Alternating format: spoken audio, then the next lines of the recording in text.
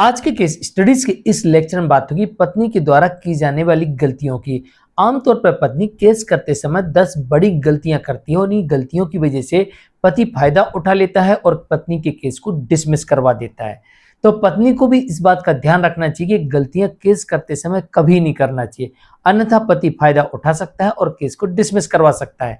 और पति को भी इस बात का ध्यान रखना चाहिए कि अगर पत्नी ये गलती कर रही है तो उसे पत्नी के केस को डिसमिस करवा लेना चाहिए। तो चलिए आज के स्टडीज के इस लेक्चर में आपको वो 10 बड़ी गलतियां बताएंगे जिसकी वजह से पत्नी का केस आमतौर पर डिसमिस हो सकता है। जय जैनेन्द्र हूं, केस जैन।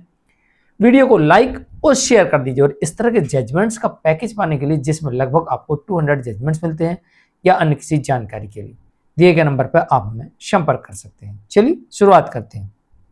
नंबर 1, बहुत सारे ऐसे आरोप पत्नी लगाती है जिसमें न डेट का पता होता है, न समय का पता होता है, न स्थान का पता होता है, न गवाह का पता होता है। ये चारों चीज मिसिंग होती है लेकिन पत्नी आरोप लगा देती है और ऐसे आरोप आमतौर पर संदिग्ध माने जाते हैं, चाहे मेंटली क्रूरल्टी के आरोप ही क्यों ना हो। इन्हें लिंक करना पड़ता है। अगर ये किसी भी सबूत से लिंक नहीं होते हैं तो संदेह के आधार पर पति को ऐसे आरोपों में भी बरी किया जा सकता है।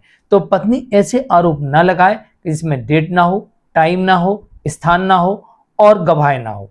आरोप ऐसे होना चाहिए इसमें डेट हो, टाइम हो और स्थान हो और गवाह हो, तो ये आरोप परफेक्ट हो सकते हैं।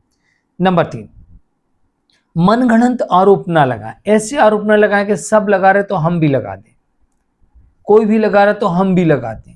कई बार बोलते हैं ना कि आरोप क्यों लगाए, सभी तो लगाते हैं। अरे आपने देखा सब लगाते हैं, किसी ने कह दिया सब लगाते हैं तो हम नहीं मान लिए सब लगाते हैं।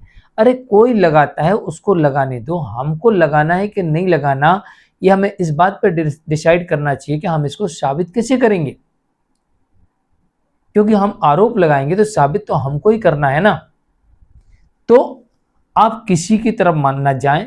सबसे पहले इस बात का ध्यान रखें कि हम जो आरोप लगा रहे हैं उन आरोपों के हम साबित कर सकते हैं, नहीं कर सकते हैं तो ऐसे आरोप नहीं लगाना चाहिए। नंबर 3, दहेज का आरोप बिना सबूत लगा देते हैं। कहते हैं हमने दहेज दिया, अब कोई सबूत नहीं है तो कौन मानेगा, दिया है तो सबूत दिखाना पड़ता है। नंबर 4, घर से धक्के देकर निकाल दिया। बहुत सारे केसेस में मैंने देखा आरोप होता है घर से धक्के देकर 2 कपड़े में निकाल दिया। भैया वो जमाना अलग था कि उस समय कैमरे नहीं हुआ करते थे और इसका सबूत नहीं मिल पाता था और आस पड़ोस के लोग गवाही नहीं दे पाते थे या देने नहीं जाते थे, क्योंकि कई किलोमीटर दूर जाना पड़ता था उनको, तो इसलिए वो पीछे हट जाते थे। लेकिन आज का समय बदल गया है। आजकल पड़ोसी भी जा सकते हैं क्योंकि साधन इतने बढ़ गए हैं कि उनको कुछ ही घंटों में वापस लाके छोड़ा जा सकता है।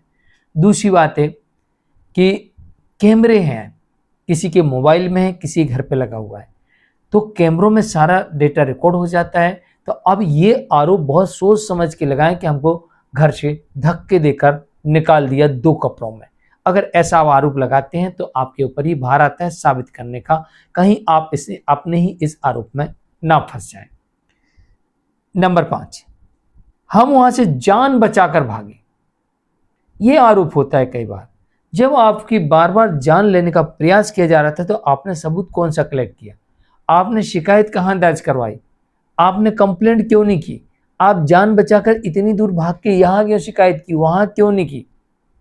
और आजकल तो मोबाइल फोन होता है, उसमें एक नंबर डायल करो तत्काल पुलिस आ जाती है, ये क्यों नहीं किया आपने, आपको जो लेके आया उसने क्यों नहीं किया।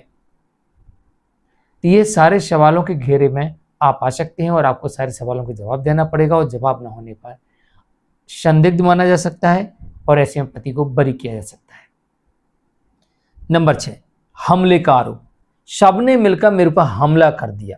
जब आपके ऊपर हमला किया तो आप चीखी होंगी, चिल्लाई होंगी, किसने सुना, आपने इन्वेस्टिगेशन में आस पड़ोस के लोगों को ऐड क्यों नहीं किया, आपने पुलिस से क्यों नहीं कहा कि उन लोगों ने सुना है, उनको मैंने बताया था, उनने देखा है, उनसे जाके पूछिए। दूसरी बात, अगर हमला किया है तो आपको चोट लगी होगी, तो चोट कहाँ लगी है, किस डॉक्टर से मेडिकल कराया, आपने कंप्लेंट क्यों नहीं की। ये सारे सवालों के जवाब देना पड़ सकते हैं, इसलिए ऐसे आरोप जिनका सबूत नहीं है सोच समझ के लगाएं। नंबर 7, दहेज केस में गंभीर आरोप लगे हैं और साथ में साथ रहने का केस फाइल कर दिया। एक तरफ तो कह रहे हैं हम जान बचा के भागे, मेरी हत्या कर देगा, दूसरी तरफ कह रहे हैं साहब हमको तो जाना है, वो हमको लेके नहीं जा रहा। तो ये दोनों चीजें आपस में टकराती हैं और ये भी संदिग्ध हो सकती है। नंबर 8, अलग अलग जगह अलग अलग शिकायत में अलग अलग बयान दिए जा रहे हैं, अलग अलग बातें कही जा रही हैं, अलग अलग शिकायत दी जा रही है, ये भी संदिग्ध हो सकता है, क्योंकि एक दूसरे से मैच नहीं कर रहे। किसी केस में कुछ बोला जा रहा है, किसी केस में कुछ बोला जा रहा है, कहीं कुछ बयान दे रहा है, कहीं कुछ बयान दे रहा है, ये भी संदिग्ध हो सकता है। तो इसलिए आरोप लगाते समय आरोप सीमित रखें और उनको साबित करने के लिए सबूत और गवाहों को इकट्ठे करते रहें। अन्यथा आप इधर कुछ कहेंगे, उधर कुछ कहेंगे, कुछ का कुछ आरोप लगाएंगे, साबित नहीं कर पाएंगे, तो आपके सारे आरोप व्यर्थ हो जाएंगे। नंबर 9, सामान्य आरोप है तो इस पर केस नहीं चलता है, खासतौर से आपराधिक मामला। सामान्य आरोपों के आधार पर आमतौर पर कोर्ट केस को डिसमिस कर देती है।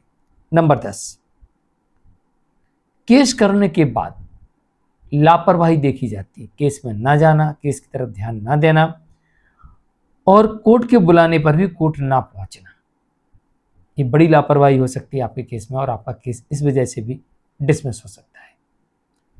और पति इन 10 कारणों का फायदा उठा सकता है। जानकारी कैसे लगी कमेंट में जरूर लिखिए, वीडियो को लाइक शेयर कर दिए। आज के लिए इतना ही, नमस्कार।